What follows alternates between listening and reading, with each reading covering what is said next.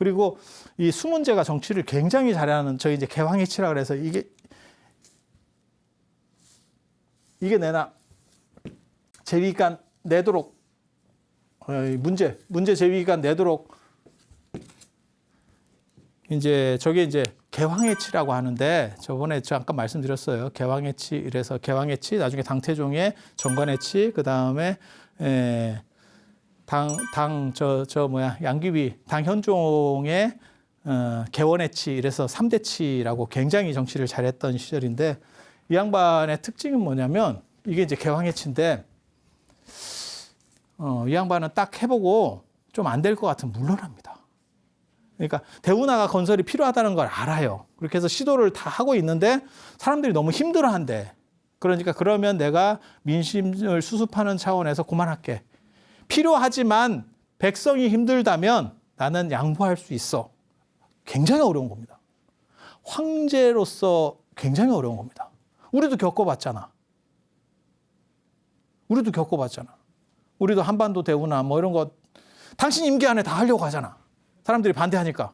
그거 굉장히 어려운 거예요. 지금 세상도 그러는데 황제가 그것도 통일을 시킨 황제가 백성들이 힘들다 하는데요. 그러면 야 좀 쉬었다 하자. 이렇게 이게 수문제의 가장 위대성인데 이게 1차 고구려 전쟁 때도 나타나요. 고구려가 저거 진짜 희한한 일이다. 대륙이 통일되니까 대륙이 통일되기 전에는 이 옆에 있는 나라들이 다 좋아요. 상황이. 왜냐하면 쪼개져 있으니까. 근데 여기가 통일되면 이 옆에 나라들 입장에서는 난리가 납니다. 주변 국가 입장에서는. 왜냐하면 등치가 이따시만한 센 놈이 딱 떴는데 야 내가 너네랑 같은 체급이 아니야. 큰형님으로 오셨다. 알아서 겨. 이렇게 얘기한단 말이야. 거기에 돌궐이나 이런 거 다 기었습니다. 티벳도 기고 제가 몰라봤어요. 이렇게 했다. 조선이라고 하는 나라도 그렇잖아요. 조선도 명나라에 제대로 한번 싸워본 것도 아니에요. 이성계가 쿠데타 일으키고 나서 화령하고 조선하고 둘 중에 하나 정해주시면 국호로 쓰겠습니다. 이렇게 해서 그냥 가서 기는 거예요. 명나라도 그 당시 신생국가입니다. 조선만 신생국가가 아니고. 근데 고구려에도 그 얘기를 했지. 야, 좀 겨. 이랬더니 고구려 좀 다릅니다. 내가 왜 겨? 이거 굉장히 어려운 생각이에요. 아니, 지금으로 말하면 미국 같은 나라가 한국에 무역으로 뭐 이렇게 건 거예요. 야, 저번에 우리 한무 FTA 협정을 했는데 그게 좀 잘못된 것 같다. 다시 해야겠다. 그러니까 우리 어떻게 했어요? 그럼 다시 해야죠. 이렇게 해서 다시 했잖아. 참았지. 근데 고구려는 어떻게 한 거냐면 뭔 개 풀 뜯어 먹는 소리래. 이러는 식으로 나가는 거야. 중국한테 지금 중국 인접 국가에서 여러분 아시는지 모르겠는데 유일하게 그런 식의 행동 패턴을 보이는 나라가 딱 한 나라 있습니다. 베트남입니다. 베트남만 그렇게 행동합니다. 다른 나라들은 전혀 다 그렇게 못해요. 일본은 원래부터 대척점으로 있었던 나라고 다른 나라들은 이렇게 그래도 쟤네랑 그렇게 나쁘게 하면 안 될 것 같아. 뭐 이런 생각을 하는데 베트남은 그래서 베트남 해역에는 불법 조업도 별로 없어요. 우리나라 해역에 불법 조업 들어오시는 거 아시죠? 이렇게 중국 배들이 이렇게 오는 거 아시잖아요. 그럼 우리가 해경으로 해서 막 쫓아내고 뭐 이런 거 하잖아요. 베트남 포격합니다. 포격하면 안 옵니다. 걔네도. 아니 침몰시키려고 하는데 어떻게 가? 아무리 그래도 고기 잡으러 갔는데 침몰되겠는데? 우리나라는 그렇게 못합니다. 그 정도까지 못합니다. 그러면 굉장한 외교 분쟁이 붙겠죠. 아니 물고기 잡으러 갔다고 사람을 죽일 수는 없잖아. 그럼 그거 굉장히 재밌어요. 그런데 고구려는 그렇게 한 거죠. 그래서 고구려도 이때부터 이제 전쟁이 시작되는데 고수전쟁하고 그다음에 고당전쟁 바로 또 이어서 계속 하잖아요. 이 영양왕이라는 사람이 진짜 대단해. 영양가 있는 사람이에요. 진짜 왜 뭔가 잘 몰라서 그래요. 저 사람이 혼자 다 막은 거예요. 저 4차례를. 진짜 다 막은 거예요. 왜? 연개소문이 언제 등장하냐면 그 유명한 연개소문이 642년에 연개소문이 등장하니까 이 4차례까지는 연개소문 있지도 않을 때예요. 영양왕이 혼자서 다 막는 거예요. 머리 써가지고. 굉장한 군주인데 우리가 약간 역사에서 잘 안 다뤄지는 어떻게 보면 뭐 진흥왕이나 이런 사람들보다 더 강력한 군주였을 수도 있어요. 591년에 수문제가 30만을 동원해서 고구려 제가 지난 시간에 말씀드렸었는데 고구려가 그냥 저거 한 것도 아니고 1만을 동원해서 돌궐기병 1만 이렇게 꼬드겨와가지고 선빵을 날립니다. 수나라가 야 좀 알아서 기어야 되는 거 아니냐 이랬더니 선빵을 날려버렸어. 야, 참 저걸 어떻게 받아들여야 될지. 그러니까 이제 맞으니까 수나라 입장에서는 자존심이 상하는 거지. 저 깜도 안 되는 것 같은 게. 그래서 수문제가 저 양반은 워낙 대단한 황제니까 30만을 동원해서 친정을 나간 거예요. 친정을 나와서 들이박았는데 고구려가 기가 막힌 게 있어요. 기가 막힌 전법, 그 청해전법이라고 하는 기가 막힌 전법. 그냥 고구려에 두 가지 이점이 있습니다. 고구려에 두 가지 이점. 이제 여기 요하라고 하는 데가 있거든요. 요하라고 하는 데가 수 문제가 뭐라고 그랬냐면 우리가 양자강도 건넜는데 요하가 양자강보다 크다고 생각하냐 이랬다는 거예요. 너네 한 따까리 진짜 한다. 이렇게 했다는 거예요. 그런데 영양왕이 웃기고 있네. 이래갖고 먼저 선빵을 날렸거든. 1만으로. 그러니까 뭐 이런 놈들이 다 있어? 이렇게 해서 30만으로 끌고 갔는데 이게 두 가지가 있어요. 이 요하를 건널 때 여기가 약간 늪지대라는 거예요. 강폭은 그렇게까지 저 양자강만큼 크지는 않은데 이것도 굉장히 큰 강입니다. 한강 이런 거하고는 비교가 안 돼요.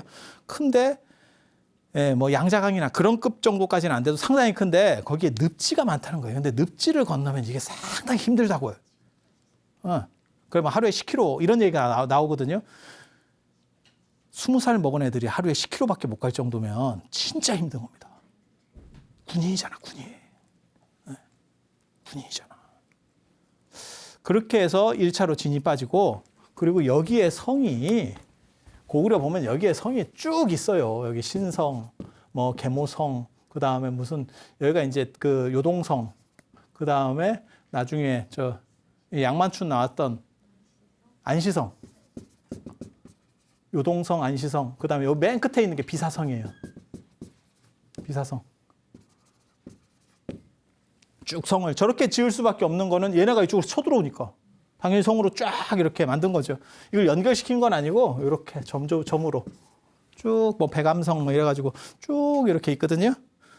거기에 어떻게 하는 거냐면 모든 밖에 있는 것들을 싸그리 없애버리고 불질러서 싹 없애고 그 다음에 우물 같은 데다 독 풀고 못 마시게 하고 성 안으로 전부 물량과 사람들과 가축을 전부 끌고 들어가서 한겨울까지 버틴다.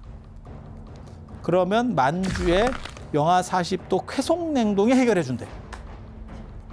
그러니까 애들이 언제 얼고 밥을 못 먹어요. 이게 수송이 너무 기니까 약간 끊어지는 거예요. 보급이 끊어져요. 그래갖고 춥고 배고프고 손발이 얼어서 이렇게 뭐 떨어지고 있어요. 잘라지고 있어요. 이럴 때 그때 나와서 이렇게 때리면 얘네들이 반 좀비 상태라서 그냥 건드리면 죽는데요. 그걸 당한 거예요. 수문제가. 저걸 당했는데 수문제가 진짜 그릇이 큰 사람이에요. 당하고 나서 쪽팔리잖아. 아니 같은 체급에 맞았으면 들 쪽팔린데 뭐하고 똑같은 거냐면 중이한테 야 너네들 그렇게 하면 되겠어 이러다가 두드려 맞았어. 우리가 말도 못하겠고 쪽팔리잖아. 이게 수문제하고 수양제의 차이입니다. 수양제는 거기서 쪽팔리니까 그 다음에 군대를 또 일으켜. 수문제는 딱 한 번 해보고 쪽팔리더라도 이거는 중지하는 게 맞겠다라고 생각을 하는 거예요. 저거는 승패가 쉽게 나올 수 있을 것 같지 않아. 그냥 내가 한 몸이 쪽팔리는 게 백성들을 위해서 진짜 성군이죠. 똑같은 캐릭터가 누구한테도 나오냐면 나중에 당태종도 그래요. 당태종도 고구려 이제 당나라 나중에 들어설 때 딱 보면 들어서고 당태종도 굉장히 영웅적 기질이 있고 자기가 통일시키는 거의 어떻게 보면 나라 뒤집은 사람이거든요. 뒤집은 주역입니다. 주역. 실질적 주역. 나중에 이제 그 얘기 해드릴게요. 그런 상황에서 고구려한테 또 얘기를 했더니 고구려가 또 까불락까불락 거리는 거예요. 그러니까 에라이 씨 이러면서 갖다 박았거든. 그랬다가 그 유명하게 뭐 눈깔이 날아갔다는 둥 뭐 양만춘 얘기 나오잖아요. 안시성. 그때가 안시성이잖아요. 이때 이제 나중에 수양제 110만 대군을 깨트리는 거는 이걸 막아내는 건 요동성. 그 다음에 당나라 때 그 당체종 이세민의 군대를 막아내는 게 안시성. 안시성. 그렇게 해서 눈깔이 빠따는 둥 뭐 이렇게 했는데 그때도 이세민은 퇴각하고 나서 다시 공격하지 마라 라고 얘기를 하거든요.